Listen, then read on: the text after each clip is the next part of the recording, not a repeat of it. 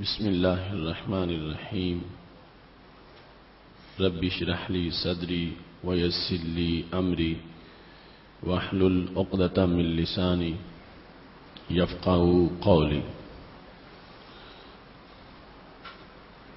أحمدك اللهم يا مجيب كل سائل والصلاة والسلام على من هو أفضل الوسائل وعلى آله وأصحابه ذوي الفضائل أما بعد فأعوذ بالله من الشيطان الرجيم بسم الله الرحمن الرحيم كتاب أنزلناه إليك مبارك ليدبروا آياته وليتذكر أولو الألباب صدق الله العظيم وصدق رسوله النبي الكريم الأمين إن الله وملائكته يصلون على النبي يا أيها الذين آمنوا صلوا عليه وسلموا تسليما الصلاة والسلام عليك يا سيدي يا رسول الله وعلى آلك وأصحابك يا حبيب الله مولاي صل وسلم دائما أبدا على حبيبك خير الخلق كلهم منزه عن شريك في محاسنه فجوهر الحسن فيه غير منقسم محمد تاج رسل الله قاطبة محمد صادق الأقوال والكلم محمد ذكره روح لأنفسنا محمد شكره فرض على الأمم ربي صل وسلم دائما أبدا على حبيبك خير الخلق كلهم اللہ تبارک و تعالی جل جلالہ وعم نوالہ وتم برہانہ وعظم شانہ وجل ذکرہ وعز اسمہ کی حمد و ثنا اور حضور پر نور شافع یوم النشور دستگیر جہاں غم گسار زماں سید سرواراں حامی بے قسم قائد الانبیاء محبوب کبریا احمد مجتبی جناب محمد مصطفیٰ صلی اللہ علیہ وآلہ وصحابہ وبارک وسلم کہ دربار گوہر بار میں ہدیہ درود و سلام عرض کرنے کے بعد وارثان منبر و محراب ارباب فکر و دانش نہایت ہی معزز و محتشم سامعین حضرات، رب ذوالجلال کے فضل اور توفیق سے ادارہ صراط مستقیم پاکستان کے زیر اہتمام 16ویں سالانہ فہم دین کورس میں آج ہماری گفتگو کا موضوع ہے قرآنی اسلوب کی حکمتیں۔ میری دعا ہے خالق کائنات جل جلالہ ہم سب کو قرآن و سنت کا فہم عطا فرمائے اور قرآن و سنت کے اسرار و رموز کو سمجھتے ہوئے انہیں آگے پہنچانے کی توفیق عطا فرمائے۔ قرآن مجید برہان رشید کلام الہی ہے اور اللہ کا کلام ہونے کے لحاظ سے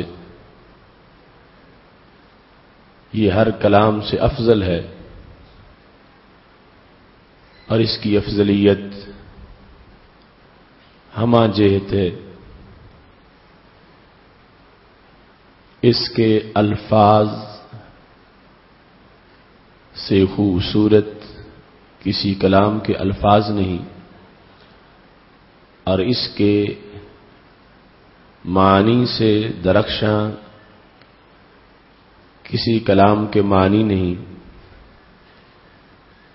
اس کا اسلوب ہر کلام کے اسلوب سے افضل ہے،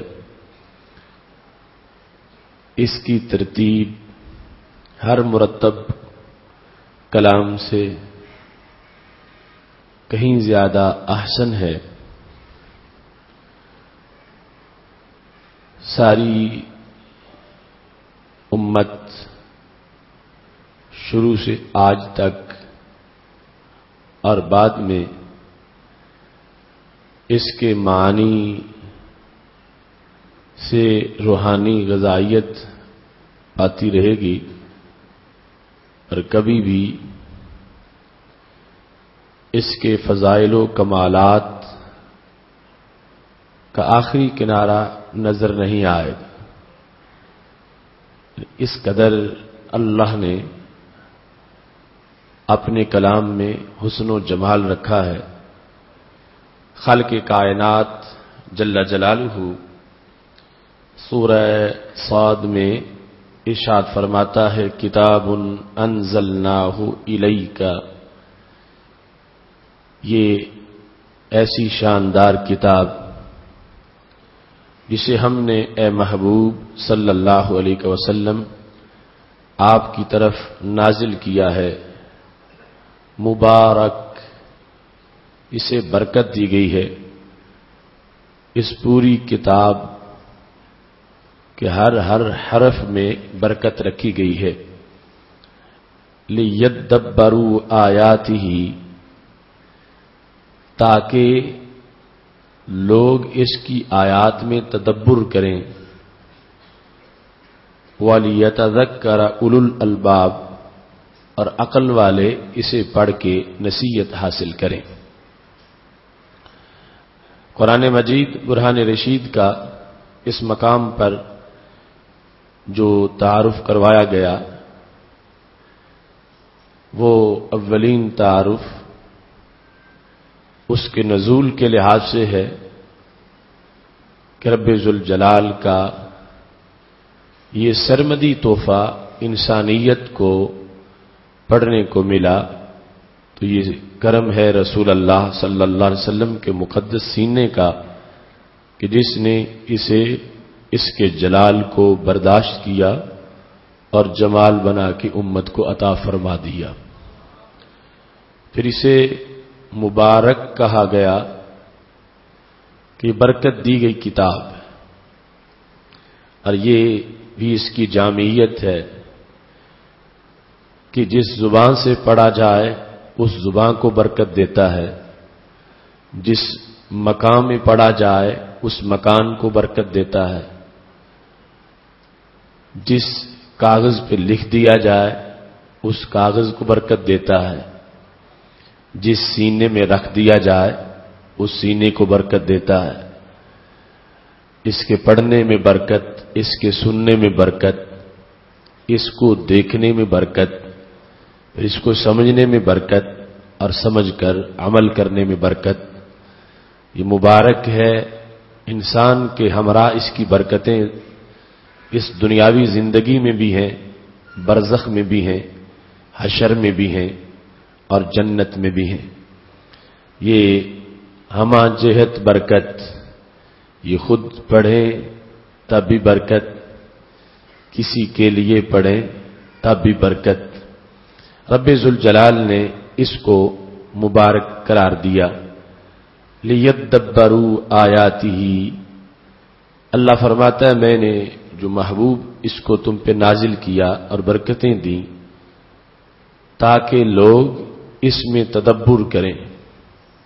تو خالق کائنات جل جلالہ نے نزول قرآن کی حکمت اور جو مقصد تھا اس کو تدبر کی شکل میں بیان کیا کہ اس کو بلایا نہ جائے، اس کو غلاف پہنا کر رکھ نہ دیا جائے کہ جسے نہ کوئی پڑھے نہ مطالعہ کرے، بلکہ یہ کتاب اتری ہی تدبر کے لیے ہے کہ اس کے لفظ و معنی میں تدبر کیا جائے، اور پھر فرمایا اس لیے نازل کی تاکہ عقل والے نصیحت پکڑیں۔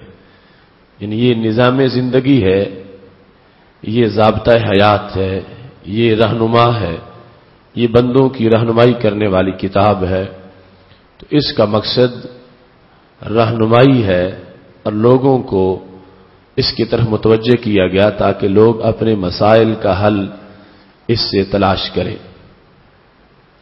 قرآن مجید برہان رشید میں جو تدبر کا سلسلہ، یہ بھی ایک بڑا طویل سلسلہ ہے اور یہ بھی اس کی عظمت و کمال کی بہت بڑی دلیل ہے۔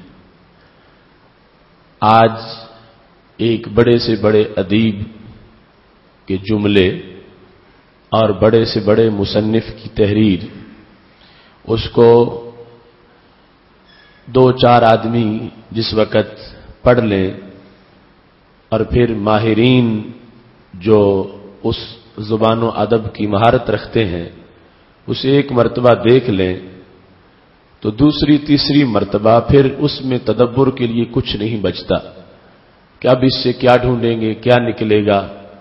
جو کچھ نظر آنا تھا وہ پہلی مرتبہ دیکھنے سے پتہ چل گیا یا دوسری مرتبہ یا تیسری مرتبہ، لیکن قرآن مجید برہان رشید کتنی صدیاں بیت چکی ہیں اور ارباب فکر و دانش اس کو دیکھ رہے ہیں، اس میں تدبر کر رہے ہیں، اس میں غوطے لگا رہے ہیں، اس کے معنی کے سمندر کے اندر گہرائی میں اتر کے ہیرے ایمانی اس سے اکٹھے کرتے ہیں، اور آج تک اس کا وہ سٹور ختم نہیں ہوا کہ جس میں جتنا بھی تدبر کیا جائے اتنا ہی آگے نئے نئے آفاق کھلتے جاتے ہیں۔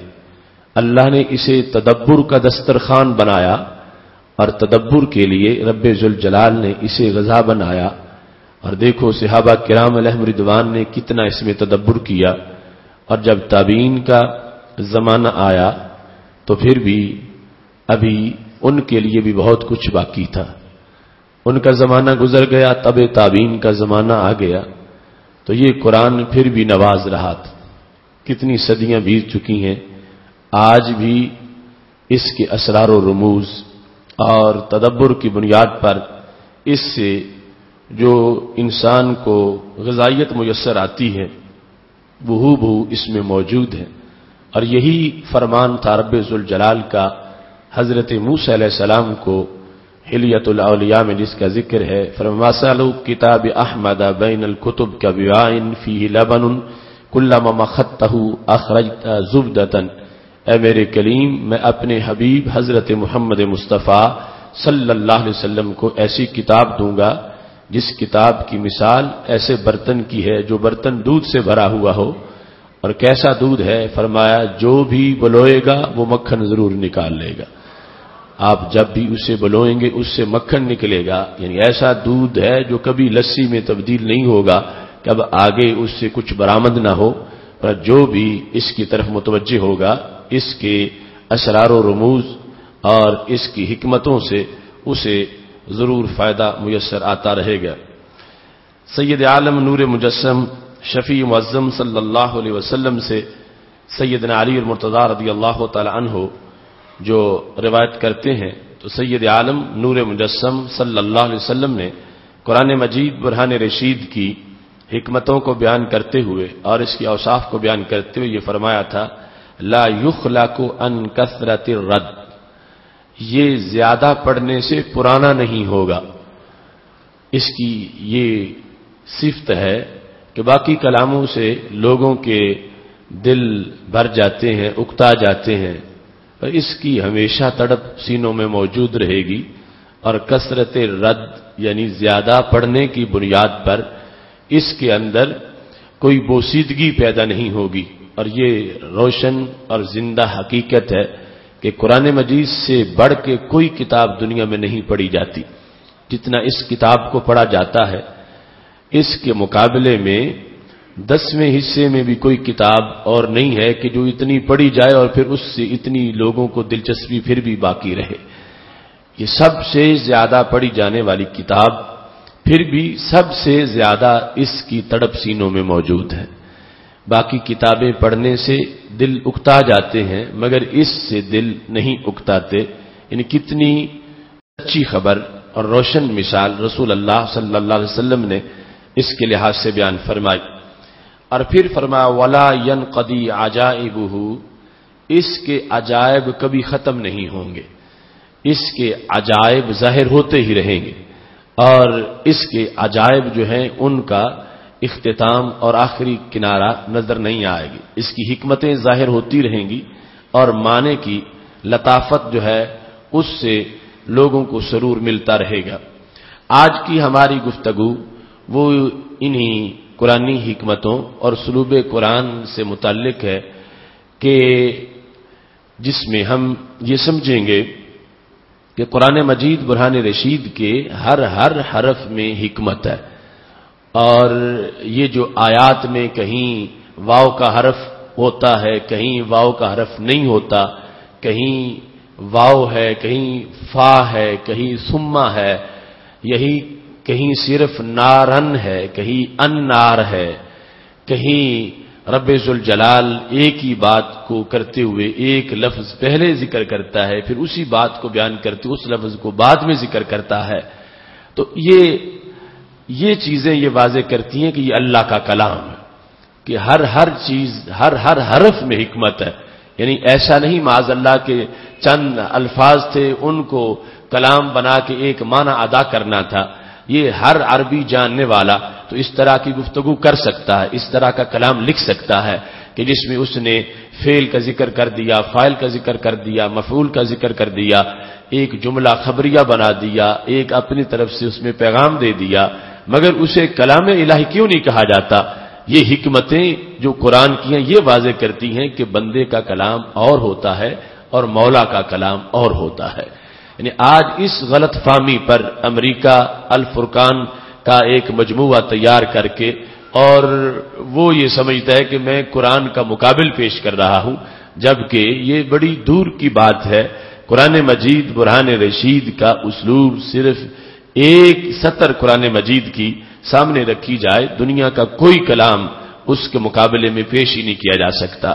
اتنی جامعیت رب ذوالجلال کے کلام کے ہر جملے میں، یہاں تک کہ ہر حرف میں موجود ہے. اب یہاں مثال کے طور پر واو ہے، اور بار بار یہ قرآن مجید میں اس کو استعمال کیا جاتا ہے. ان الذین آمنوا وعملوا الصالحات، بے شک وہ لوگ جو ایمان لائے اور انہوں نے نیک کام کیے. یہ واو کا استعمال، اس کی قرآن مجید برہان رشید میں حکمتیں دیکھو. ایسا نہیں کہ کہیں واو رکھ دیا کہیں واو نہیں رکھا، جہاں رکھا ہے رکھنے کی وجہ، جہاں نہیں رکھا نہ رکھنے کی وجہ. قرآن مجید برہان رشید میں اس کو اچھے طریقے سے بیان کیا گیا ہے. مثال کے طور پر 24واں پارہ ہے، سورہ مومن ہے. رب ذوالجلال نے اس میں یہ بیان کیا ہے کہ کس طرح جنتی جنت کی طرف جائیں گے اور جہنمی جہنم کی طرف جائیں گے. رب ذوالجلال نے اس مقام پر اہل جنت کے جنت کی طرف جانے کا اور جہنمیوں کو جہنم کی طرف لے جانے کا جو ذکر سورہ زمر میں کیا 24ویں پارے کے اندر، تو خالق کائنات جل جلالہ ارشاد فرماتا ہے وسیق الذین کفروا الی جہنم زمرا، اور چلا دیا گیا کافروں کو جہنم کی طرف گروہ در گروہ. حتی اذا جاؤہا، یہاں تک کہ جب وہ اس جہنم کے پاس پہنچ جائیں گے، فتحت ابوابہا، تو جہنم کے دروازوں کو کھول دیا جائے گا. وقال لہم خزنتہا، اور جہنم پر جو فرشتے مامور ہیں داروغہ جہنم کے، وہ ان سے کہیں گے الم یاتکم رسل منکم، کیا نہیں آئے تھے تمہارے پاس تم میں سے رسول؟ تو یہ آگے ان سے گفتگو ہوگی. یہاں پر رب ذوالجلال نے جو ان کے جہنم کی طرف جانے کا ذکر کیا تو حتی اذا جاؤہا فتحت ابوابہا، کہ جب وہ جہنم کے پاس پہنچیں گے تو دروازے جہنم کے کھول دیے جائیں گے. یہاں واو کا استعمال نہیں کیا کہ ہوتا وفتحت، حتی اذا جاؤہا فتحت ابوابہا. اور جب جنتیوں کا ذکر اللہ کرتا ہے اسی مقام پر بعد میں تو اللہ فرماتا وسیق الذین اتقوا ربهم الی الجنۃ زمرا، جو پرہیزگار ہیں رب سے ڈرنے والے انہیں جنت کی طرف گروہ در گروہ چلایا جائے گا. حتی اذا جاؤوہا، جب یہ جنت کے پاس پہنچ جائیں گے، وفتحت ابوابها. اب یہاں پر رب ذوالجلال نے واو کا استعمال کیا. بات ایک طرح کی ہے، ایک ہے جہنمیوں کا جہنم کی طرف جانا اور ایک ہے جنتیوں کا جنت کی طرف جانا. جب جہنمیوں کا ذکر کیا حتی اذا جاؤوہا فتحت ابوابها کہا، اور جب جنتیوں کا ذکر کیا گیا تو حتی اذا جاؤوہا وفتحت ابوابها. یہ ہے یعنی درمیان میں ایک جگہ پہ واو ہے اور دوسری جگہ واو نہیں ہے. جہنمی جب جہنم کے دروازے تک پہنچے گے تو یہاں پر واو کا ذکر نہیں کیا، اور جنتی جب جنت کے دروازے پہ پہنچیں گے تو یہاں ان کے پہنچنے کے بعد جو دروازے کھلے ہیں تو وہاں وفتحت ابوابها کہا گیا ہے. اب یہاں پر اگر عام سا کلام ہوتا تو پھر ایک جگہ اگر رہ گیا ہے دوسری جگہ جو ہے وہ آ گیا ہے تو یا پھر رہ جانا غلطی ہوتا یا پھر آ جانا غلطی ہوتا، یا واو کا ذکر کرنا غلطی ہے یا واو کا ذکر نہ کرنا غلطی ہے. لیکن یہ قرآن کا کمال ہے کہ جہاں ذکر کیا ہے وہاں ذکر کرنے میں کمال ہے، اور جہاں چھوڑا ہے تو وہاں چھوڑنے میں کمال ہے. رب ذوالجلال کے کلام میں یہ واضح کیا جا رہا ہے کہ مہمان دو طرح کے ہوتے ہیں. ایک یعنی کسی جگہ جو کسی کو پہنچایا جا رہا ہے، کسی مکان کا جو مکین بنے گا تو وہ دو طرح کے لوگ ہیں. ایک وہ ہے جو قیدی ہے اور اسے جیل میں بند کیا جائے گا. دوسرا وہ ہے جو اس جگہ کا مہمان ہے اور اسے اس جگہ پہ اکرام اور عزت سے رکھا جائے گا. اب جو بڑی شان والا ہے اور جسے عظیم مقام میں لے جایا جا رہا ہے تو اس کا اعزاز یہ ہے کہ اس کے جانے سے پہلے دروازے کھول دیے جائیں، اس کا استقبال ہو اور اس کے لیے اہتمام ہو. اور دوسری طرف جو کہ قیدی ہے مجرم ہے اس کا کوئی اعزاز نہیں ہے. وہ فوراً جیل کے دروازے پہ جب پہنچے گا تو آگے دروازہ پھر کھلے گا اور اس کو اندر دھکیل دیا جائے گا. تو خالق کائنات جل جلالہ نے جب یہ بیان کرنا ہے کہ جہنمی جہنم کی طرف کیسے جائیں گے اور جنتی جنت کی طرف کیسے جائیں گے، جن لوگوں کا مقام جہنم ہے ان کے لیے جہنم میں داخلہ کیسے ہے، اور جن کا مقام جنت ہے ان کا جنت میں داخلہ کیسا ہے. اور یہ اس کلام کا اعجاز ہے کہ صرف ایک حرف کے ساتھ رب ذوالجلال نے پورے منظر کو سامنے کر دیا ہے. چونکہ جنتی کے لیے جنت منتظر ہے اور جنت انتظار کر رہی ہے کہ کب یہ مجھ میں پہنچتا ہے، اور اس کا یہ اعزاز ہے کہ اسے عظیم مقام میں داخل کیا جائے گا. تو یہاں یہ نہیں ہے کہ یہ پہنچ چکا ہو اور دروازہ کھٹکھٹایا جا رہا ہو اور پھر جا کے کھلے اور پھر اس کو اندر داخل کیا جائے. اس کی شان یہ ہے کہ دروازے پہلے کھل چکے ہیں اور اس کی آمد کا انتظار ہو رہا ہے. اور ادھر جہنمی ہے کہ اس کا کوئی اعزاز نہیں ہے، وہ پہنچے گا، دروازہ کھلے گا پہنچنے کے بعد اور پھر اس کو اندر دھکیل دیا جائے گا. تو خالق کائنات جل جلالہ نے جہاں جہنمیوں کے جہنم میں جانے کا ذکر کیا ہے وہاں کہا تا اذا جاؤوہا فتحت ابوابها کہ جب وہ جہنم کے پاس پہنچیں گے تو دروازہ کھولا جائے گا. اور ادھر کیا ہے حتی اذا جاؤوہا وفتحت ابوابها، واو حالیہ ہے کہ جس وقت اہل جنت جنت کی طرف جا رہے ہیں. اور دوسرے مقام پر واضح کر دیا گیا وَأُزْلِفَتِ الْجَنَّةُ لِلْمُتَّقِينَ، اور جنت متقی لوگوں کے قریب کر دی گئی.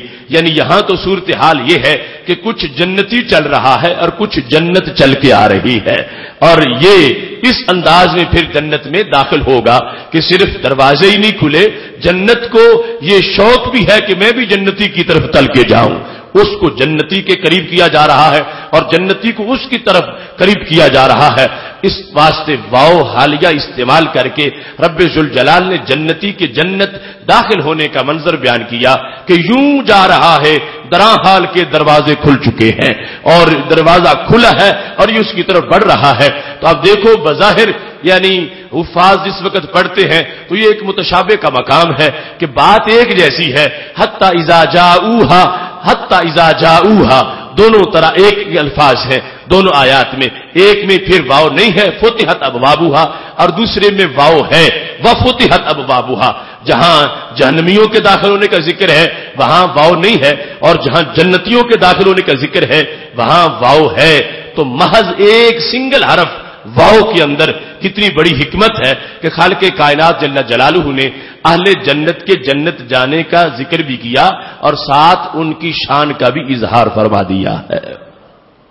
عام بشر کا کلام، عام لوگوں کا کلام اور مخلوق کا کلام، اس کلام کے اندر ایسی وسعت نہیں ہے جو وسعت رب ذوالجلال کے کلام میں ہے، اور ایک ایک حرف کے اندر خالق کائنات جل جلالہ نے اس میں حسن رکھا ہے.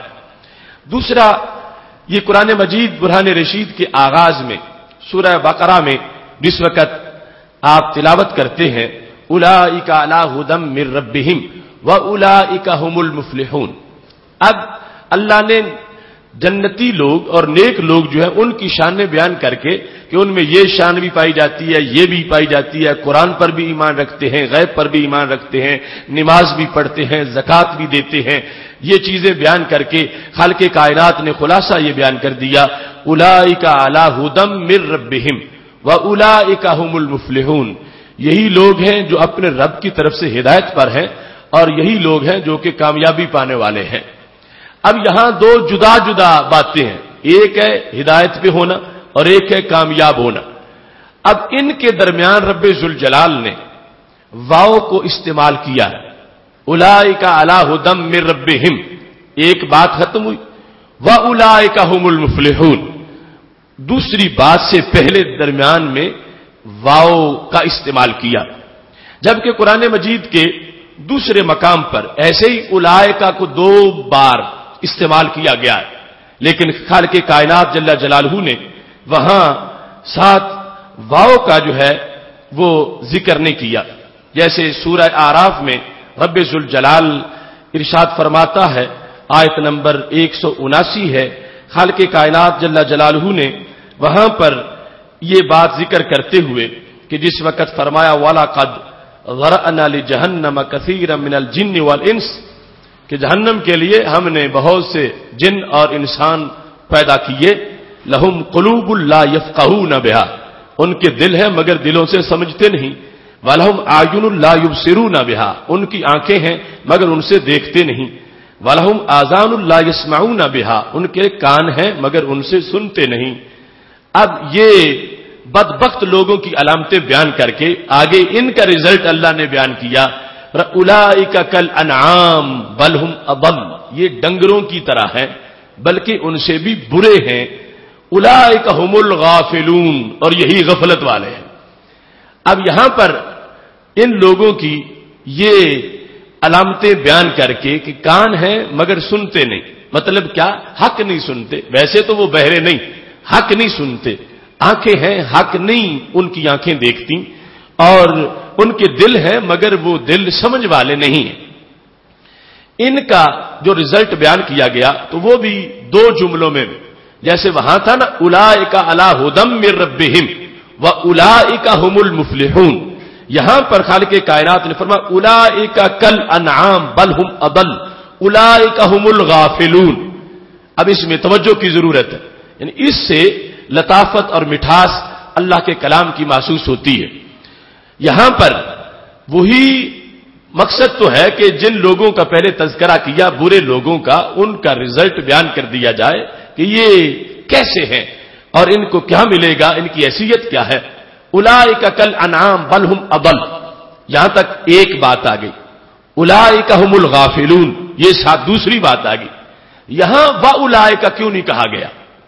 جیسے وہاں تھا اولئک علی ھدی من ربہم واولئک ھم المفلحون، وہاں پہلے اولئک کے بعد جب دوسری مرتبہ اولئک کا استعمال کیا گیا تو وہاں پہلے واو کو استعمال کیا گیا. پہلے پارے کے اندر اولئک علی ھدی من ربہم وَأُولَٰئِكَ هُمُ الْمُفْلِحُونَ. لیکن 9ویں پارے کے اندر سورہ اعراف میں رب ذوالجلال نے جس وقت یہ بات آیا تو خالق کائنات فرماتا ہے اولئک کالانعام بل هم اضل اولئک هم الغافلون. اب یہاں پر واولئک کیوں نہیں اور وہاں اس طرح کیوں نہیں کہ اولئک علی ھدی من ربہم کے بعد واو کاٹ دیا جاتا اولئک هم المفلحون ہوتا. اب بات ایک طرح کی ہے، یعنی اسلوب جو ہے کہ کچھ لوگوں کی پہلے کچھ علامتیں بیان کر کے پھر ان کا حکم بیان کرنا ہے تو پھر اسلوب ایک طرح کا ہوتا، جبکہ رب ذوالجلال نے پہلے پارے میں جو اسلوب رکھا نیک لوگوں کے بیان کے بعد ان کی شان کا وہاں واو استعمال کیا ہے، اور جو 9ویں پارے میں جہنمیوں کا ذکر کیا اور ان کی جو نشانیاں ان کو بیان کرنے کے بعد حکم بیان کیا تو وہاں رب ذوالجلال نے واو کا استعمال نہیں کیا. اب اگر عام کلام ہوتا تو پھر یہ بھی کہا جا سکتا تھا بس کہیں یاد رہا واو تو لکھ دیا، کہیں بھول گیا تو نہیں لکھا، جبکہ رب ذوالجلال کا کلام اور رب ایسی باتوں سے پاک ہے. ایسے ہی کہیں کہا جاتا بس واو ایک حرف ہے، کہیں لکھ دیا جاتا ہے کہیں نہیں لکھا جاتا. اگر عام کلام ہوتا تو پھر ایسے کہہ دیا جاتا. یہ رب کا کلام ہے، جہاں واو آیا ہے تو حکمت کے لیے آیا ہے، جہاں نہیں آیا تو حکمت کے لیے نہیں آیا. اور اس سے یعنی آپ اندازہ کریں کہ خالق کائنات جل جلالہ کے کلام میں کتنی عمدگی ہے اور ہر حرف کے اندر رب ذوالجلال نے کتنی حکمتیں اس میں رکھی ہوئی ہیں. اب اس کا جواب دونوں جگہ جو اسلوب ہے یہی ہونا چاہیے تھا. پہلے پارے میں جو واو استعمال کیا تو کرنا چاہیے تھا، کرنے میں کمال ہے، اور 9ویں پارے میں جہاں واو استعمال نہیں کیا تو حال کا تقاضا یہ تھا کہ واو کو استعمال نہ کیا جاتا. کیوں؟ پہلے پارے میں جو دو چیزیں بیان کی واو اصل میں تغایر کو ظاہر کرتا ہے کہ ان کو جدا جدا سمجھو، یہ دو جدا جدا شمار کرو. تو رب ذوالجلال ایمان والوں کی شان بیان کر کے ان کے دو جدا جدا مرتبے بیان کرنا چاہتا ہے. اگر درمیان میں واو نہ آتا تو پتہ چلتا مرتبہ ایک ہی ہے، واو آیا ہے تو پتہ چلا دونوں مرتبے جدا جدا ہیں. ایک ہے ہدایت پر ہونا، ایک ہے کامیاب ہونا. یہ دو جدا شانیں ہیں، کیونکہ ہدایت پر تو یہ بھی ہو سکتا ہے کہ جس وقت بات کی جا رہی ہے اس وقت تو ہدایت پر ہے، مگر خدا نہ خواستہ مرنے سے پہلے ہدایت چھین لی جائے اور پھر وہ محروم ہو جائے تو اللہ فرماتا ہدایت پر ہے اور یہ ہدایت ان سے چھینی بھی نہیں جائے گی. ان کا ہدایت پر ہونا اور ہدایت پر رہنا اور پھر ان کو قیامت کے دن کامیاب قرار دیا جانا، یہ دو جدا جدا چیزیں تھیں. اور واو تغایر کے لیے آتا. اب کہتے ہیں جاء زید و عمر، زید اور امر آیا. اب زید اور چیز ہے اور امر اور چیز ہے. اس واو نے دو جدا جدا چیزوں کو ثابت کیا، اور جس وقت واو کا استعمال نہیں ہوتا تو دو چیزیں بظاہر ایک ہی شمار ہو جاتی ہیں. تو وہاں پر جو اسلوب ہے 9ویں پارے کے اندر رب ذوالجلال جہاں پر ارشاد فرماتا اولئک کالانعام بل هم اضل اولئک هم الغافلون. ڈنگر ہونا اور غافل ہونا یہ دو چیزیں نہیں، یہ ایک ہی چیز ہے. اولئک کالانعام، ان کا جانوروں کی طرح ہونا اور ان کا غافل ہونا. واو استعمال نہ کر کے اللہ یہ بتا رہا ہے کہ ان دونوں چیزوں میں کوئی فرق نہیں ہے. جو غافل ہے وہ حیوان ہے اور جو حیوان ہے وہ غافل ہے. ان دونوں چیزوں میں آپس میں کوئی تغایر نہیں ہے، یہ دونوں چیزیں ایک ہی ہیں. غفلت انسان کو ڈنگر پن کی طرف لے جاتی ہے اور ڈنگر پن جو ہے یہ غفلت ہے. تو خالق کائنات جل جلالہ نے اس مقام پر دو اولائے کا جب استعمال کیے تو ان کے درمیان رب ذوالجلال نے واو کو استعمال نہ کر کے یہ بتایا کہ ان دو چیزوں کو جدا جدا مت سمجھو، یہ دو چیزیں ایک ہی ہیں. اور جہاں پہلے پارے میں واو کا استعمال کیا ہے تو رب ذوالجلال بتانا چاہتا ہے اسے ایک شان مت جانو، یہ دونوں مستقل شانیں ہیں. ہدایت پر ہونا مستقل شان ہے اور فلاح پا جانا یہ مستقل شان ہے. تو اب دیکھو جہاں واو استعمال کیا ہے وہاں کرنے میں حکمت ہے اور جہاں واو استعمال نہیں کیا وہاں نہ کرنے میں کمال ہے. اس واسطے ہر مقام کے لحاظ سے اتنا بڑا حسن و جمال ہے. اب کوئی پڑھنے والا کہے کہ میں کہیں واو پڑھ لیتا ہوں کہیں واو چھوڑ دیتا ہوں کہ واو ہی ہے نا جس کا معنی ہے اور اس سے کیا بدل جائے گا, کچھ نہیں ہوگا, تو یہ سوچ کتنی غلط ہے کہ خالق کائنات جل جلالہ نے جہاں واو کا استعمال کیا حکمتیں پیش نظر ہیں اور جہاں واو کا استعمال نہیں کیا وہاں بھی حکمتیں پیش نظر ہیں. یہ ہے کلام الہی کا کمال. یہاں کسی پورے پیرے کی عظمت تو اپنی جگہ رہ گئی, پورا جملہ اس کی بناوٹ کی خوبیاں تو اپنی جگہ رہ گئی, جملے کا بڑا لفظ وہ تو اپنی جگہ رہ گیا. یہاں سنگل حرف کہ جس میں کوئی دوسرا حرف بھی نہیں, محض ایک حرف ہے, اس حرف کے استعمال کے اندر کتنا حسن و خوبی کا پہلو سامنے رکھا گیا ہے کہ جہاں استعمال ہوتا ہے جہاں استعمال نہیں ہوتا, ہر لحاظ سے خالق کائنات جل جلالہ نے اس کے اندر کئی خوبیوں کو پیش نظر رکھا ہے. ایسے ہی قرآن مجید میں فا کا استعمال ہے, ثم کا استعمال ہے. واو آتا ہے مطلقاً جمع کے لیے جس میں ترتیب نہیں ہوتی. جب آپ کہیں کہ جاء زید و عمر, زید اور عمر آئے, تو یہ صرف واو یہ بیان کرے گا دونوں آئے ہیں, یہ نہیں بیان کرے گا پہلے کون آیا. جاء زید و عمر, واو آیا ہے نا درمیان میں, تو یہ ہوگا صرف ان کے جمع کے لیے کہ دونوں آئے ہیں. لیکن جب فا آئے گا تو وہ ترتیب بھی بیان کرے گا. جاء زید فعمر, زید آیا پس عمر آیا. اب پتا چلے گا زید پہلے آیا ہے اور عمر بعد میں آیا ہے.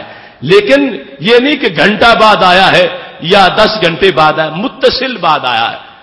اور جس وقت کہو گے جاء زید ثم عمر, زید آیا اور پھر عمر آیا, اب درمیان میں جو ہے وہ مہلت بھی موجود ہوگی. اب یہ حروف جس وقت قرآن مجید برہان رشید میں ان کو استعمال کیا جاتا, اب اردو کے اندر یعنی ایسی کسی زبان میں اتنی وسعت نہیں جتنی وسعت رب ذوالجلال نے اپنے جس زبان میں قرآن کو نازل کیا بلسان عربی مبین, جتنی وسعت اس زبان کے اندر اللہ نے رکھی ہے. قرآن مجید برہان رشید کے اندر جس وقت ہم اس کو دیکھتے ہیں تو بڑی لطافت محسوس ہوتی ہے. اس سے پتہ چلتا ہے کہ محض اردو کے ترجمے کو دیکھنے میں عربی علوم کو پیش نظر رکھے بغیر انسان کو قرآن مجید کی ترجمانی کا پتہ نہیں چلتا کہ حکمت قرآن بیان کرنا کیا چاہتی ہے. رب ذوالجلال سورہ بقرہ میں ارشاد فرماتا ہے, اللہ تعالیٰ کا یہ فرمان ہے, آیت نمبر 28 ہے.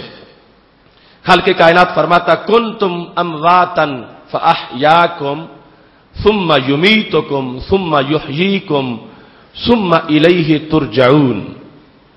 اللہ تعالیٰ اپنے احسانات ظاہر کرتے ہوئے کیف تکفرون باللہ, تم رب کو کیسے نہیں مانتے اور تم رب کا کیسے انکار کرتے ہو, حالانکہ رب وہ رب ہے کہ تم مردہ تھے اس نے تمہیں زندہ کیا اور پھر تمہیں مارے گا اور پھر تمہیں زندہ کرے گا اور پھر تم اس کی طرف لوٹائے جاؤ گے. اب یہاں پر رب ذوالجلال نے جو الفاظ حروف استعمال کیے ان میں ذرا توجہ کی ضرورت ہے. پہلے نمبر پر کنتم امواتا, تم تھے مردہ, فاحیاکم, اب فا استعمال کیا, پس اس رب نے تمہیں زندہ کیا. ثم یمیتکم, پھر مارے گا. ثم یحییکم, پھر تمہیں زندہ کرے گا. اب یہاں پر فا اور ثم کے استعمال کے لحاظ سے لطافت دیکھو. جہاں پہلی بار زندہ کرنے کا ذکر کیا تو وہاں فا استعمال کیا. اس زندگی کے بعد موت کا ذکر کیا تو ثم کا ذکر کیا. اس موت کے بعد پھر حیات کا ذکر کیا تو ثم کا ذکر کیا.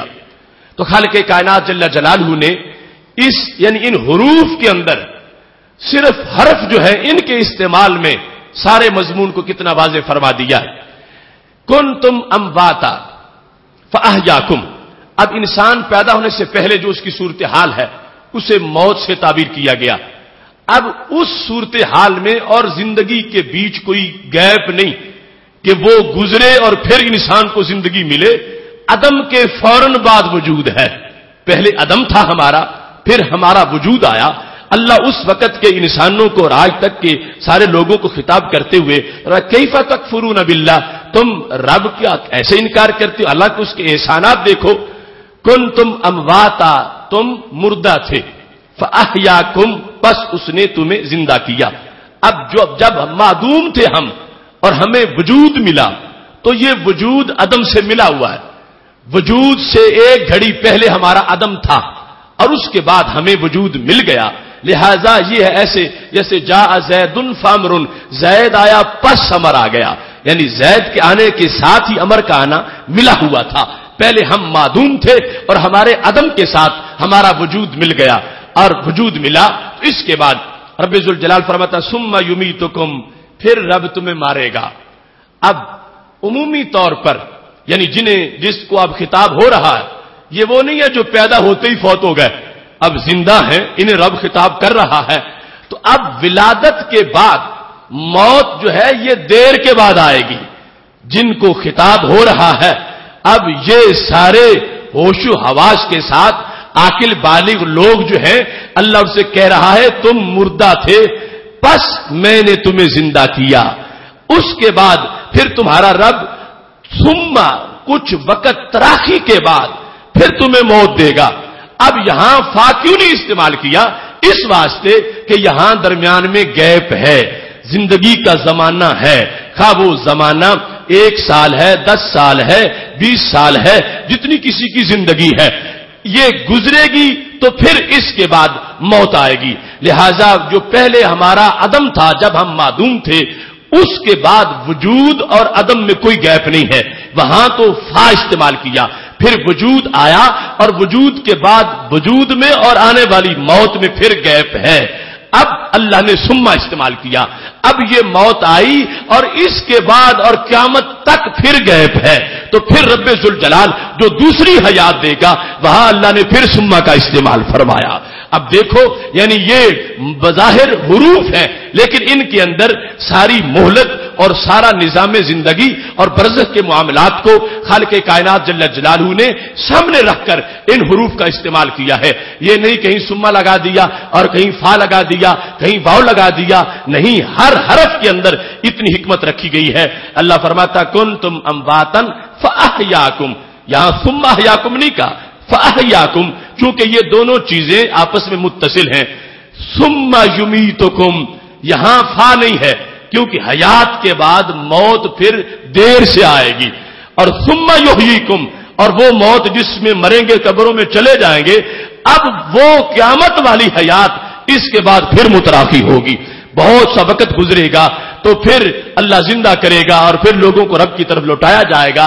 تو اس سے یہ پتہ چلتا ہے کہ لفظ جملے وہ تو اپنی جگہ رہ گئے، یہ ایسا کلام ہے کہ جس کلام کے اندر ہر حرف میں اتنی حکمتیں موجود ہیں اور ہر حرف حکمتوں کو پیش نظر رکھ کے کلام میں فٹ کیا گیا ہے، اور یہی اس بات کی دلیل ہے کہ یہ کلام بندے کا نہیں، یہ کلام مولا کا کلام ہے۔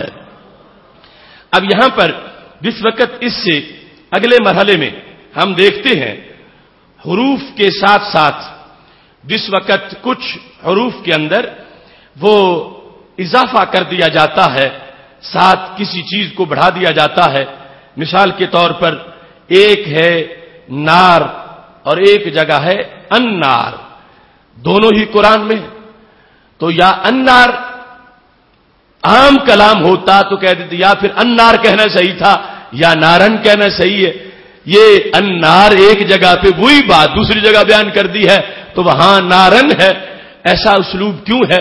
تو یہ قرآن مجید برہان رشید کی حکمتیں ہیں کہ ہر مقام پر اس کی علیحدہ حکمت کو پیش نظر رکھا گیا، اور جو استعمال کیا گیا اگر اس کا برعکس ہوتا تو وہ غلط ہوتا، اور جو استعمال کیا گیا ہے اسی کے اندر حکمتیں موجود ہیں۔ مثال کے طور پر پہلے پارے کے اندر جب رب ذوالجلال ارشاد فرماتا ہے، پہلا پارا وَإِن كُنتُمْ فِي رَيْبٍ مِّمَّا نَزَّلْنَا عَلَىٰ عَبْدِنَا فَأْتُوا بِسُورَةٍ مِّن مِّثْلِهِ وَادْعُوا شُهَدَاءَكُم مِّن دُونِ اللَّهِ إِن كُنتُمْ صَادِقِينَ، کہ جو ہم نے اپنے عبد پہ نازل کیا اگر تمہیں اس بارے میں شک ہے تو پھر اس کی صورت کی طرح کی صورت بنا کے لے آؤ، اپنے گواہ تم بلا لو اگر تم سچے ہو۔ فَإِن لَّمْ تَفْعَلُوا وَلَن تَفْعَلُوا فَاتَّقُوا النَّارَ الَّتِي وَقُودُهَا النَّاسُ وَالْحِجَارَةُ أُعِدَّتْ لِلْكَافِرِينَ، اگر تم یہ کام نہ کر سکو اور تم نہیں کر سکو گے، یعنی اللہ خبر بھی دیتا ہے کہ تم میرے قرآن کی مثل نہیں لا سکو گے، تو پھر کیا ہے؟ بچو اس آگ سے جس کا ایندھن لوگ اور پتھر ہے، اعدت للکافرین، جسے کفار کے لیے تیار کیا گیا ہے۔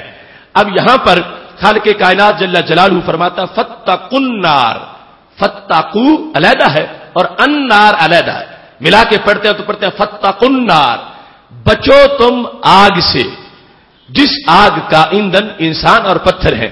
یہاں اللہ نے النار یعنی نار کے اوپر الف لام، صرف نار ہوتا تو پھر نارن بن جاتا، یہ ہے الف لام فتقوا النار، بچو تم آگ سے۔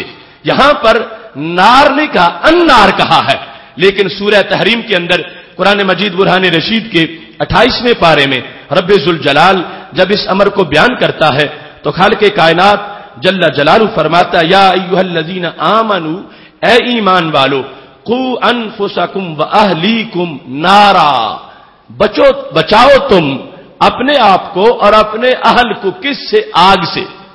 اب وہی جو فتقو ہے اسی یعنی اوریجن سے قو بھی ہے کہ بچو تم، بچاؤ تم، وہاں ہے بچو اور قو ہے بچاؤ۔ اب آگے یہاں پر النار نہیں ہے بلکہ نارن الف لام کے بغیر ہے اور اس پہ تنوین پڑی جا رہی ہے، تو وہاں پہلے پارے میں فرماتا فتقوا النار التی، اور یہاں پر رب ذوالجلال فرماتا ہے کہ تم بچو کس سے؟ قوا انفسکم واہلیکم نارا، النار نہیں فرماتا۔ اور پھر آگے اس نارا کے لیے صفت بیان کر دی وقودھا الناس والحجارہ، کہ لوگ اور پتھر اس کا ایندھن ہے، وہی جو وہاں پہ بیان کیا گیا ہے۔ تو اب کیا وجہ ہے کہ وہاں پر رب ذوالجلال نے النار کہا ہے اور یہاں پہ رب ذوالجلال النار نہیں کہتا بلکہ خالق کائنات جل جلالہ نارن فرماتا ہے؟ تو اس کے اندر کتنی واضح حکمت ہے۔ یہ عربی زبان کا قانون ہے کہ جس وقت ایک چیز پہلے نکرہ ذکر ہو جائے، اس پر الف نام نہ ہو، دوبارہ اس کو اگر ذکر کرنا ہو تو اب الف لام عہد کا لا کر یہ بتایا جا سکتا ہے کہ وہی جس کا پہلے ذکر ہو چکا ہے میں اسی چیز کا اب ذکر کر رہا ہوں۔ وہ پہلے پارے میں جو آیت ہے وہ سورہ بقرہ مدنی ہے، ابھی اس وقت تک اس نار کا ذکر نہیں کیا گیا تھا کہ یعنی اس وقت استعمال کیا جاتا نارن، تو یہ درست نہیں تھا کیونکہ پہلے اس سے سورہ تحریم کی آیت جو ہے مکی آیت جو ہے وہ نازل ہو چکی تھی۔ اب جس وقت ایک چیز کا ذکر پہلے ہو چکا ہو دوبارہ اس کا ذکر کیا جائے، اب اس کو معہود بنایا جا سکتا ہے، اب اس کا حوالہ دیا جا سکتا ہے، اب لوگوں کو اس کا ذکر کرتے ہوئے اس کے پہلے قصے کی طرف متوجہ کیا جا سکتا ہے۔ اب اس کے لحاظ سے ایک قصے کا حوالہ دینا چاہے تو مخاطب کو دیا جا سکتا ہے۔ سورہ تحریم اگرچہ 28ویں پارے میں ہے مگر جس آیت کا میں ذکر کر رہا ہوں یہ آیت سورہ بقرہ کی اس آیت سے پہلے نازل ہوئی ہے، بعد میں نازل نہیں ہوئی۔ وہ سورہ بقرہ کی وہ آیت اس کے بعد نازل ہوئی ہے۔ اگر یہاں پہلے آگ کا ذکر آ چکا ہوتا تو پھر رب ذوالجلال سورہ تحریم کی اس آیت میں النار فرماتا۔ یہ پہلا مقام تھا کہ جس سے پہلے ذکر نہیں ہوا تھا تو خالق کائنات جل جلالہ نے یہاں نارن فرمایا ہے، لیکن اس کے بعد سورہ بقرہ کے اندر جس وقت اس آگ کا ذکر کیا گیا کہ جس کا تعارف پہلے سورہ تحریم میں کروایا جا چکا ہے، تو اب اصول کے مطابق خالق کائنات جل جلالہ نے اس نار پر الف لام داخل کر کے یہ واضح کیا کہ یہ کوئی اور آگ نہیں، یہ وہی آگ ہے جس کا ذکر پہلے میں آیت میں فرما چکا ہوں۔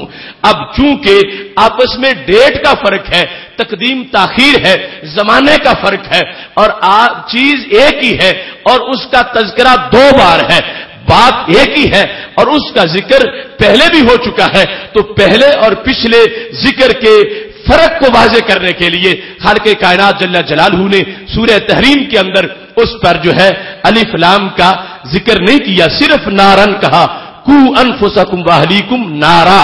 لیکن پہلے پارے کے اندر جو سورہ بقرہ اس کے بعد وہ آیت نازل ہوئی سورہ تحریم کے، تو خالق کائنات جل جلالہ نے فرمایا کہ اب وہی تعارف ذہن میں رکھو جو پہلے تعارف کروا چکا ہوں۔ اب اس کی طرف متوجہ کرنے کے لیے خالق کائنات جل جلالہ نے اب سورہ بقرہ کے اندر الف لام استعمال کر کے فاتقوا النار التي وقودها الناس والحجارہ کہا، تو یہ ہے وہ اسلوب قرآن کہ جس میں خالق کائنات جل جلالہ لفظوں کے ساتھ ساتھ تاریخ کی طرف بھی متوجہ کر رہا ہے، اپنے احکام کی ترتیب اور زمانے کی طرف بھی متوجہ کر رہا ہے۔ اور یہ جو لغت کے لحاظ سے کہا جاتا ہے کہ جو صلہ ہوتا ہے اس کا پہلے علم ہونا چاہیے، پھر وہ صلہ بن سکتا ہے۔ جس طرح کہ اردو زبان میں تم کہتے ہو کہ وہ آیا ہوا ہے کہ جس نے فلاں کتاب لکھی ہے، اب اگر لوگوں کو پہلے پتا ہو کہ وہ کتاب لکھنے والا ہے تو پھر وہ تمہاری بات کو سمجھ سکیں گے، اور اگر پہلے اس کا تعارف موجود نہ ہو تو پھر اس کو بطور صلہ اس کی اس حیثیت کو بیان کرنا درست نہیں ہے۔ تو خالق کائنات جل جلالہ کے کلام میں بھی فاتقوا النار التي وقودها الناس والحجارہ کے اندر جو پہلے تعارف ذکر کر دیا گیا تھا اسی کی طرف اشارہ کر کے اسے بطور صلہ کے عربی گرامر کے لحاظ سے استعمال کیا گیا، اور وہاں اعتراض نہیں ہو سکتا اس واسطے کہ خالق کائنات نے الف لام کا وہی استعمال کیا جو ضابطہ اس وقت کی رائج عربی زبان کے اندر موجود تھا۔ ایسے ہی خالق کائنات جل جلالہ قرآن مجید برہان رشید کے ایک مقام پر ارشاد فرماتا ہے، مثال کے طور پر 8ویں پارے میں خالق کائنات جل جلالہ یہ ارشاد فرماتا ہے وَلَا تَقْتُلُوا أَوْلَادَكُمْ مِنْ إِمْلَاقٍ نَحْنُ نَرْزُقُكُمْ وَإِيَّاهُمْ، سورہ انعام کی آیت نمبر 152 ہے۔ اللہ فرماتا ہے کہ تم اپنی اولاد کو قتل نہ کرو، من املاق، ناداری کی وجہ سے، بھوک کی وجہ سے، نحن نرزقکم وإیاہم، اور ہم تمہیں بھی رزق دیتے ہیں انہیں بھی رزق دیتے ہیں۔ جو عرب بچیوں کو زندہ درگور کر دیتے تھے تو ایک تو ان کو یہ تھا نا کہ کل میرا کوئی داماد نہ ہو، مجھے ندامت ہوگی، دوسرا ان میں یہ نظریہ تھا کہ گزارا کیسے کریں گے، یہ اور خرچے بڑھ جائیں گے۔ تو خالق کائنات جل جلالہ نے فرمایا وَلَا تَقْتُلُوا أَوْلَادَكُمْ مِنْ إِمْلَاقٍ نَحْنُ نَرْزُقُكُمْ وَإِيَّاهُمْ۔ اور جس وقت سورہ بنی اسرائیل میں 15ویں پارے میں اللہ فرماتا ہے وَلَا تَقْتُلُوا أَوْلَادَكُمْ خَشْيَةَ إِمْلَاقٍ، اپنی اولاد کو بھوک کے ڈر کی وجہ سے قتل نہ کرو۔ اب یہاں لفظ خشیہ بڑھا دیا، 8ویں پارے میں ہے لا تقتلوا اولادکم من املاق، اور 15ویں میں ہے ولا تقتلوا اولادکم خشیۃ املاق۔ اس کے بعد فرمایا نحن نرزقہم وإیاکم، ہم انہیں بھی رزق دیتے ہیں تمہیں بھی رزق دیتے ہیں۔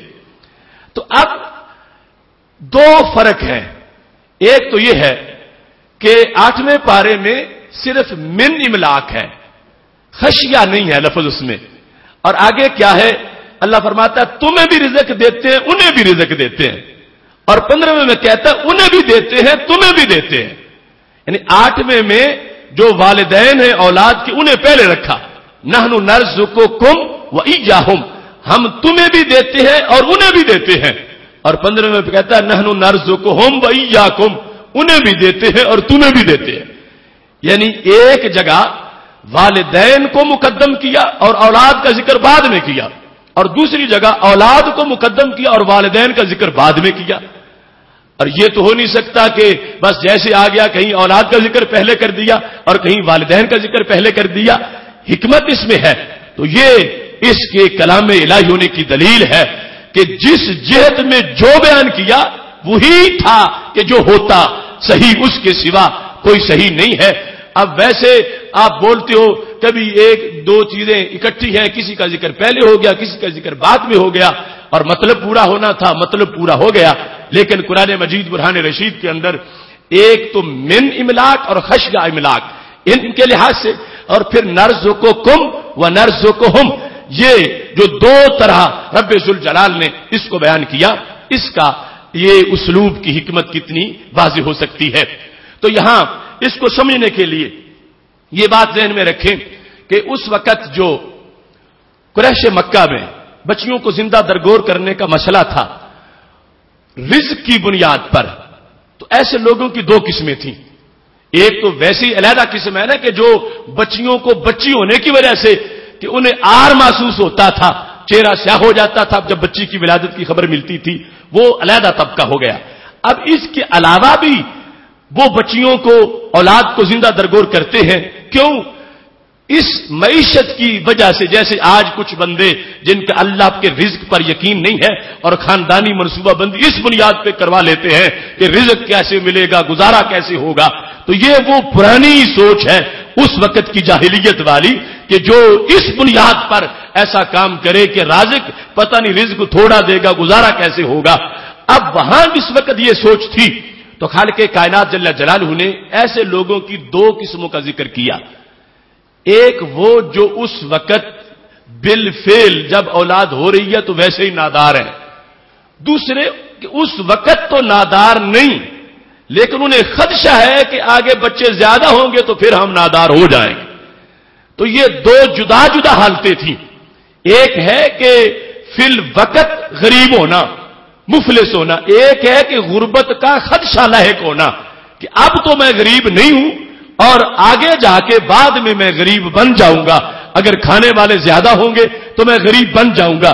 یہ جو دو اس وقت کی سوچیں تھیں ناداری کے لحاظ سے، تو خالق کائنات جل جلالہ نے دونوں کا علاج فرمایا. چونکہ دو جدا جدا سوچیں تھیں.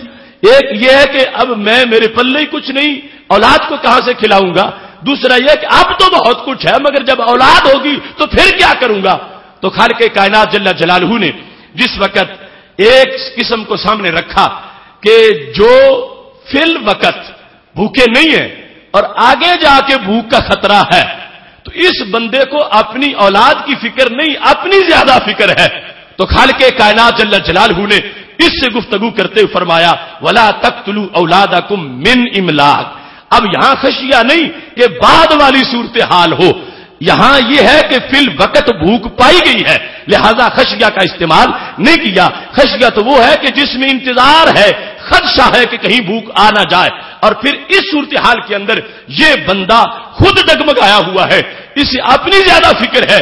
تو خالق کائنات جل جلالہ نے اب اولاد کا ذکر پہلے نہیں کیا، اب اس کا اپنا ذکر پہلے کیا کہ جس کو یہ ہے کہ میں کہاں جاؤں گا. نحن نرزقکم وإیاہم، ہم تمہیں بھی رزق دیں گے انہیں بھی رزق دیں گے. تم گھبراتے کیوں ہو؟ تو جس کو تسلی دینے کی زیادہ ضرورت تھی اسے پہلے رکھا، اور اولاد تو ابھی ہوئی نہیں ہے اسے بعد میں رکھا. لیکن دوسری صورتحال اس بندے کی ہے کہ جسے جو فی الوقت مالدار ہے لیکن اسے خدشہ ہے کہ اولاد ہوگی تو پھر جا کر اولاد کا گزارا کیسے ہوگا. اب اس کو فکر لاحق ہوئی جب اولاد کے لحاظ سے اور خدشہ ہے کہ بعد میں ایسا ہو جائے گا. تو خالق کائنات جل جلالہ نے فرمایا وَلَا تَقْتُلُوا أَوْلَادَكُمْ خَشْيَةَ إِمْلَاقٍ. اب بھوکے ہو جانے کے ڈر سے تم اولاد کو قتل نہ کرو، چونکہ اب یہاں پر فی الوقت تو مال ہے اور بعد کی مفلسی کا اسے خدشہ ہے تو خشیہ کا ذکر کیا. اور پھر چونکہ اس کے پیش نظر زیادہ مسئلہ اپنا نہیں، اپنا تو گزارا ٹھیک ہو رہا ہے، زیادہ مسئلہ اولاد کا ہے. تو خالق کائنات نے بات کرتے وقت اولاد کا ذکر پہلے کیا، اس کا ذکر بعد میں کیا. نحن نرزقہم وإیاکم، گھبرا نہیں، ہم انہیں بھی رزق دیں گے تمہیں بھی رزق دیں گے. تو خالق کائنات جل جلالہ نے دو جدا مقاموں پر جو جدا اسلوب استعمال کیے. ایک جگہ کا تمہیں بھی دیں گے انہیں بھی دیں گے، دوسری جگہ کا انہیں بھی دیں گے تمہیں بھی دیں گے. اور یہ دونوں اسلوب جو ہے یہ اس وقت کے ماحول میں جو دو رائے موجود تھی، بچوں کو جس بنیاد پر قتل کر دیا جاتا تھا، خالق کائنات جل جلالہ نے دونوں کا علاج کیا اور ہر ایک کو معین کر کے جس طرح کا فتنہ تھا اسی طرح کا جملہ استعمال کیا. جہاں اولاد کا خدشہ والدین کو ہے لیکن اپنی حیثیت اپنے آپ کو وہ ترجیح دے رہے ہیں کہ ہم کہاں جائیں گے، اللہ نے فرمایا پہلے تمہیں دیں گے پھر انہیں دیں گے. اور جہاں یہ تھا کہ اولاد کدھر جائے گی، ہمارا تو گزارا ٹھیک ہو رہا ہے. اللہ نے فرمایا پہلے اولاد کے لیے کہ پہلے انہیں دیں گے اور پھر تمہیں دیں گے. تو اس بنیاد پر خالق کائنات جل جلالہ نے اپنے اسلوب میں گفتگو میں 8ویں پارے اور 15ویں پارے کے اندر ایک ہی بات کو جو بیان کیا لیکن اسلوب اس کے دو رکھے. تو نیچے مقصد یہ تھا کہ خالق کائنات جل جلالہ اس وقت جو ماحول کے اندر دو جدا جدا چیزیں پائی گئی تھی دونوں کا علاج کرنے کے لیے اب جہاں جس کو دلاسا دینے کی ضرورت ہے اسے مقدم کرنا چاہیے اور دوسرے کو مؤخر کرنا چاہیے. اس بنیاد پر ایک مقام پر نرزقکم کہہ کر والدین کوئی اس تشویش کا علاج کیا جنہیں اپنے بارے میں ہے کہ پھر ہم کدھر جائیں گے، اور دوسرے مقام پر نرزقہم کو مقدم کر کے اولاد کے لحاظ سے یہ واضح کر دیا کہ اولاد کا کوئی خطرہ محسوس نہ کرو، ان کو ہم پہلے ذکر کر رہے ہیں، ان کا رزق پہلے بیان کر رہے ہیں، انہیں بھی دیں گے اور پھر تمہیں بھی عطا فرمائیں گے. یہ بات تو بہت تفصیل طلب ہے لیکن گفتگو کو ختم کرتے ہوئے ایک قرآنی ڈائلاگ کی طرف تمہاری توجہ مبذول کرانا چاہتا ہوں. اب دیکھو جس وقت حضرت موسیٰ علیہ السلام اور حضرت خضر علیہ السلام کا آپس میں ان کی ملاقات ہوئی اور اس کے بعد انہوں نے سفر شروع کیا اور حضرت موسیٰ علیہ السلام نے اجازت مانگی کہ آپ مجھے اپنے ساتھ لے چلیں. تو انہوں نے کہا کئی باتیں آئیں گی، آپ کو پھر خاموشی اختیار کرنا پڑے گی. تو حضرت موسیٰ علیہ السلام نے خاموشی کا عہد کر لیا کہ میں خاموشی اختیار کروں گا، لیکن وہ بولے اور انہیں بولنا پڑا اور بولنے میں بھی حکمت تھی. وہ واقعات تینوں آپ جانتے ہیں 15ویں پارے کے اختتام اور 16ویں کے آغاز میں موجود ہیں. جب دونوں مل کر چلے تو کشتی میں سوار ہوئے تو حضرت خضر علیہ السلام نے اس کشتی کا پھٹا اکھاڑ دیا. تو حضرت موسیٰ علیہ السلام بول پڑے کہ یہ آپ نے اس بندے کا نقصان کیا اور ایسا کیوں کیا ہے. اس کے بعد پھر اگلا موقع آ گیا کہ جس وقت وہ ایک بستی میں داخل ہوئے وہاں پر انہیں کسی نے کھانا نہیں پوچھا اور انہوں نے دیکھا کہ ایک دیوار گرنے والی ہے تو اس کو سیدھا کر دیا. تو حضرت موسیٰ علیہ السلام نے کہا کہ لو شئت لاتخذت علیہ اجرا، کہ آپ چاہتے تو اس پر کوئی اجر ان سے لے لیتے، انہوں نے تو کھانا بھی نہیں پوچھا اور آپ ان کی دیوار سیدھی کر رہے ہیں. تیسرے نمبر پر جس وقت انہوں نے بلکہ درمیان میں ایک مرحلہ وہ بچے والا بھی ہے کہ جس وقت اس کو دیکھا تو حضرت خضر علیہ السلام نے اس کا سر جس طرح ڈھکن اتار کر رکھ دیا جاتا ہے ایسے جسم سے جدا کر دیا. تو یہاں پر بھی حضرت موسیٰ علیہ السلام نے اعتراض کیا کہ یہ بغیر جرم کے آپ نے اس کو قتل کر دیا ہے، اس کا تو کوئی جرم نہیں تھا. تو پہلے نمبر پر وہ کشتی کا پھٹا اکھاڑ دینا، پھر بچے کا سر اتار دینا اور پھر گرتی دیوار جو ہے اس کو بغیر اجرت کے بنا دینا، ان پر 3 موقعوں پر حضرت موسیٰ علیہ السلام بولے. اور اب یہ آخری بار تھی جس کے بعد پھر آپس میں جدائی ہو گئی. تو حضرت خضر علیہ السلام نے یہاں پر پھر وجہ بیان کی کہ میں نے یہ کام کیوں کیے. تو وجہ بیان کرتے وقت جو انہوں نے جملے بولے اس کے اندر انہوں نے کہا اما السفینہ تو فکانت لمساکین یعملون فی البحر. جہاں تک کشتی کا معاملہ ہے تو وہ مسکین بچوں کی کشتی تھی جو کہ سمندر میں اپنی روزی کمانے کے لیے سواریاں لے جاتے تھے. تو میں نے اس لیے پھٹا اکھاڑ دیا تھا کہ آگے بادشاہ ظالم کھڑا تھا، ہر ظالم کشتی وہ چھین لیتا تھا، جس کو کوئی عیب ہوتا تھا اسے نہیں چھینتا تھا اور ظالم چھین لیتا تھا. تو میں نے ان کا بھلا کرتے ہوئے پھٹا اتار دیا تاکہ کشتی تو پاس رہے، پھٹا تو پھر بھی لگ جائے گا. اگر پھٹا نہ اترا ہوتا تو وہ کشتی ان بچوں سے چھینی جاتی اور وہ مسکین تھے، تو میں نے ان کا بھلا کرتے ہوئے یہ کام کیا ہے. پھر فرمایا جہاں تک وہ بچے کا معاملہ ہے تو فرمایا وہ بچہ میں دیکھ رہا تھا کہ اتنا بدبخت ہے، بڑا ہو کر والدین کی ہلاکت کا سبب بنتا. تو میں نے کہا کہ اسے ختم کیا جائے، اللہ اس کی جگہ انہیں اچھا بچہ عطا فرما دے گا. تو میں نے اس کے والدین کو کی بہتری کے لیے ایسا یہ کام کیا. تیسرے نمبر پر فرمایا وہ جو دیوار بنانے کا مسئلہ ہے تو فرمایا وہ 2 یتیم بچوں کا خزانہ اس کے نیچے دفن تھا. ان کا ابا بہت نیک تھا, اور اب یہ اگر دیوار گر جاتی, خزانہ ظاہر ہو جاتا اور وہ بچے ابھی اس لائق نہیں تھے کہ حفاظت کر سکتے, تو ان کا سب کچھ لٹ جاتا. تو میں نے دیوار سیدھی کر دی کہ اتنے میں بچے بالغ ہو جائیں گے اور پھر خزانہ نکال لیں گے اور انہیں کسی طرح کے نقصان کا سامنا نہیں کرنا پڑے گا. اب ان کا جس وقت ان جوابات کی طرف انہوں نے اشارہ کیا تو لفظ جدا جدا استعمال کیے. جس وقت یہ بیان کیا وہ کشتی والا مسئلہ, تو کہا فَأَرَدْتُ أَنْ أَعِيبَهَا, میں نے ارادہ کیا کہ میں کشتی کو عیب لگاؤں. دوسرے نمبر پر جب بچے والی بات آئی, کہتا فَأَرَدْنَا أَنْ يُبْدِلَهُمَا رَبُّهُمَا, ہم نے ارادہ کیا کہ اللہ ان کو اس بچے کی جگہ اور بدل کر دے دے. یہاں ہے ارادنا, پہلے ارد تو میں نے ارادہ کیا, ارادنا ہم نے ارادہ کیا. اور تیسرے نمبر پر جب دیوار بنانے کا مسئلہ آیا تو وہاں کیا کہتے ہیں فاراد ربک, تمہارے رب نے ارادہ کیا. اب اپنے تین کاموں کو بیان کرتے وقت ایک جگہ کا ارد تو میں نے ارادہ کیا, دوسری جگہ ارادنا ہم نے ارادہ کیا, اور تیسری جگہ ارادہ ربو کا تیرے رب نے ارادہ کیا. اب کیے کام تو سارے خود ہی ہیں, سب میں یہ کیوں نہیں کہا کہ رب نے ارادہ کیا, یا سب میں یہ کیوں نہیں کہا کہ میں نے ارادہ کیا, یا سب میں یہ کیوں نہیں کہا کہ ہم نے ارادہ کیا. تو اسلوب قرآن مجید کا یہ واضح کرتا ہے کہ اصل یہ تینوں کام جو ہے ان کی حیثیت جدا جدا ہے. اگرچہ باطن میں نفس الامر میں تو سارے ٹھیک ہیں, لیکن ظاہر کے لحاظ سے ان میں کیٹاگریز موجود ہیں. ظاہری طور پر جس وقت دیکھیں تو وہ جو پھٹا توڑنے والا معاملہ ہے اس کے اندر جو ہے وہ صرف فساد ہی فساد ہے ظاہر کے اندر, اور اس کے بعد جو بچے والا معاملہ ہے اس میں کچھ فساد ہے کچھ اصلاح ہے ظاہر کے لحاظ سے, اور جو تیسرا ہے دیوار بنانے والا وہ صرف اصلاح ہی اصلاح ہے, اس میں کسی طرح کا ظاہر میں بھی کوئی فساد نہیں ہے.